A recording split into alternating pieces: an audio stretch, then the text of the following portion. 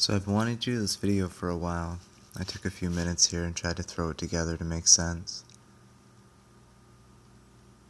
I'm sure some of you have heard of the Nephilim. Just doing a simple search on the net will bring up all kinds of fantastical images and stories. Almost all of them tell us how angels mated with human women and bore hybrid children with superpower-like qualities. Has anyone ever found a passage in the Bible that actually mentions angels being made in God's image? Having anatomy or being able to reproduce on their own? Hebrews 13:2, "Be not forgetful to entertain strangers, for thereby some may have entertained angels unaware." But we have to understand that's in the Spirit of the Lord, a messenger sent. Just like the many instances when angels visited people in the Bible, many with blinding lights or having many faces. No, angels were not created to mate with man. They were appointed to help construct and maintain God's will and spirit in the physical and spiritual realm. Genesis 28:12, "And he dreamed, and behold, a ladder set on the earth, and the top of it reached to heaven, and behold, the angels of God ascending and descending on it." To understand the true nature of these Nephilim, we'll start in Genesis 4:26. "And to Seth, to him also there was born a son, and he called his name Enos. Then began men to call upon the name of the Lord."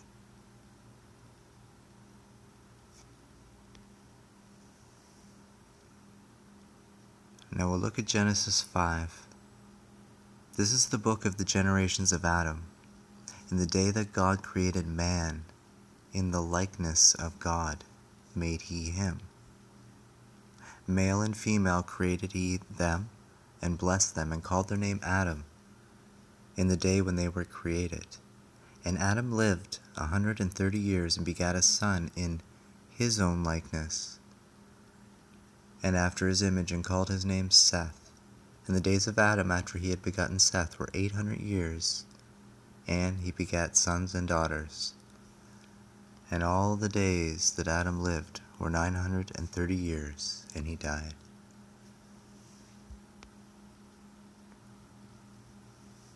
So as we see here, God created man in the likeness of God. And it says, both male and female called their name Adam. We could be thinking the general sense man in general, like the general sense of man here, all of men at once. But he's specifically just talking about Adam and Eve. Specifically Adam. Because in the next sentence in verse 3, "And Adam lived 130 years, and begat a son in his own likeness."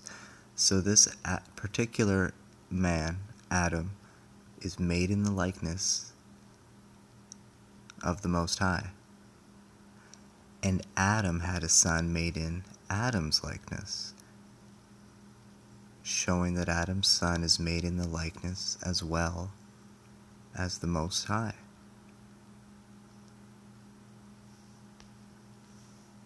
We look at Adam in the Hebrew origin. It says, Adam, the first man, typically of Jesus, as his representative. Adam was made in the likeness of God. As well, Jesus was God in the beginning. Adam is a direct reflection, a true created son. And it came to pass, Genesis 6, "And it came to pass when men began to multiply on the face of the earth, and daughters were born unto them, that the sons of God saw the daughters of men, that they were fair, and they took them wives of all which they chose. And the Lord said, My spirit shall not always strive with man, for that he also is flesh, yet his days shall be 120 years. There were giants in the earth in those days, and also after that, when the sons of God came in unto the daughters of men, and they bare children to them. The same became mighty men, which were of old, men of renown. Right at the beginning, and it came to pass when men began to multiply on the face of the earth, men in general, because if we notice further reading about Adam, after Adam in Genesis 5, it just lists all sorts of families, but none of them particularly say made in the likeness of God. There's over 20 verses. I wasn't going to read them all.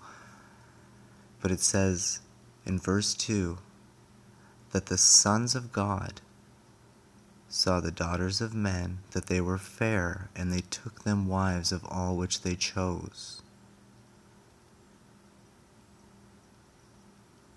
Now this is referring to, as it said, those made in the likeness of God, the likeness of the Most High. Adam's son. We're not sure after that because it doesn't specifically say, but it moves on. People like to think this is referring to angels. Angels weren't discussed at this point. That's not even relevant. It's talking about those made in the likeness of God. And we can see that because John tells us in 1:12, but as many as received him, to them gave he power to become the sons of God, even to them that believe on his name.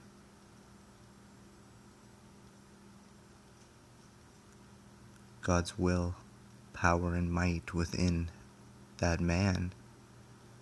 He is the Son of God, not just men. True reflection. 1 John 3:1, behold, what manner of love the Father hath bestowed upon us, that we should be called the sons of God. Therefore the world knoweth us not, because he knew him not. Again, sons of God. And Romans 8:14, for as many as are led by the Spirit of God, they are the sons of God.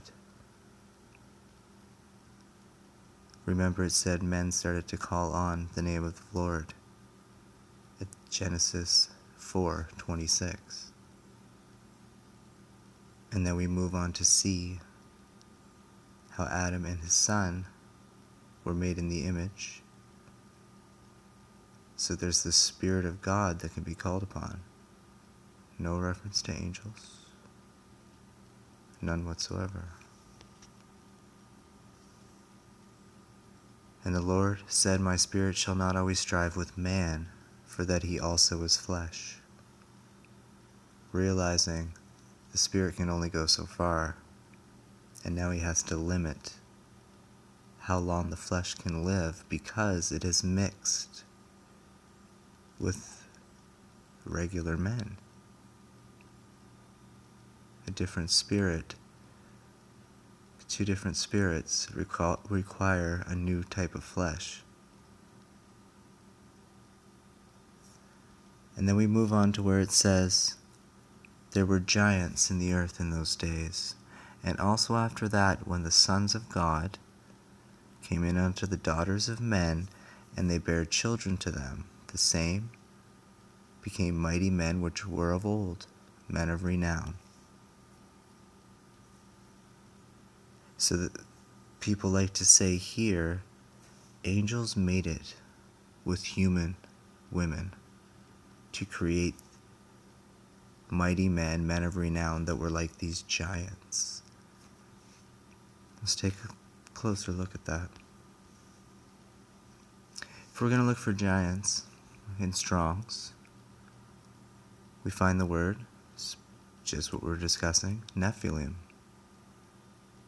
Now the Nephilim, giants, name of two peoples, one before the flood and one after the flood.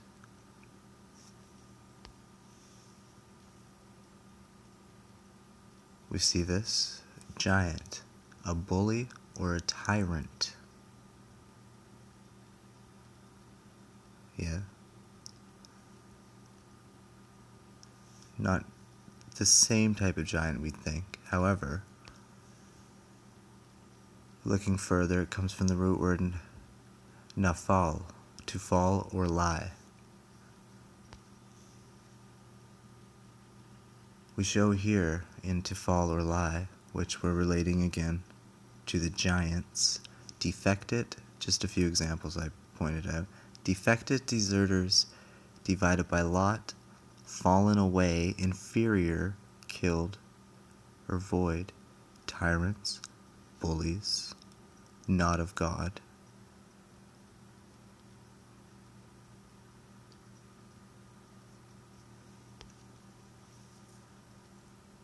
Numbers 13:33 shows us that there were a type of giant, however, and there we saw the giants, the sons of Anak, which come of the giants, and we were in our own sight as grasshoppers, and so we were in their sight. We see there's a large people, known as sons of Anak. Deuteronomy 2:10 and 11, the Emims dwelt therein in past times, a great people and many, and tall as the Anakims, which also were accounted giants as the Anakims, but the Moabites called them Emims. So that is the two races of Nephilim before and after. We have Emims, we have Anakims, which is sons of Anak. But notice in Deuteronomy the wording, which also were accounted giants as the sons of Anak. Accounted. There's no direct word in Strong's for accounted, but when we link it under number 3056, and then it relates to 3049. It says estimate, a reckon, suppose, account.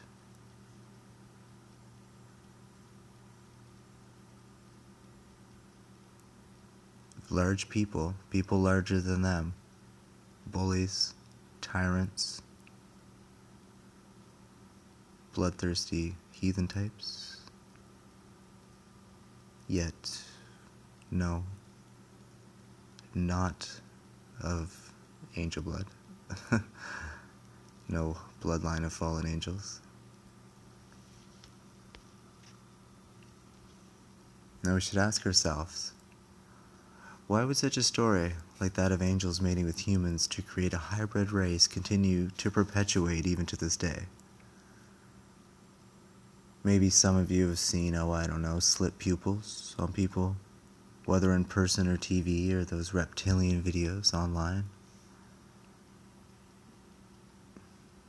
Where they push the hybrid human theories. See, things like that, slit pupils, abnormal to the extreme body movements, etc., are a result of demonic possession. See, when it says how men can entertain angels, it doesn't specify what kind of angel. These things can move in and out through all people.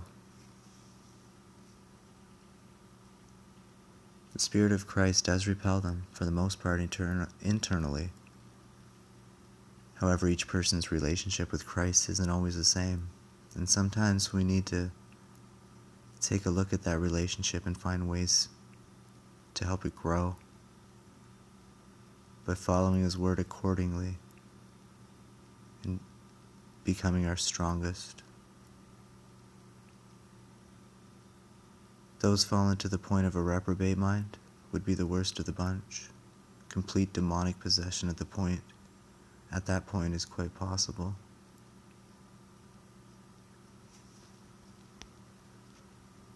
And wouldn't Satan just love all of us hunting down each other like a pack of wild dogs killing one another, while legions, minions, wander off to infest the neighbors next? Spirit is spirit and flesh is flesh. The ones who follow Cain in the flesh, they are formidable adversaries as well as quite relentless. They willingly follow the fallen path as ordained by the Most High. But the ones who are entertaining bad spirits, they need deliverance to the Lord. And they can't do that on their own. They need others who walk with Christ to help them. And we have to be careful when we read and interpret the Word of God and set fantasy aside to really find its truth. Thanks for watching. God bless.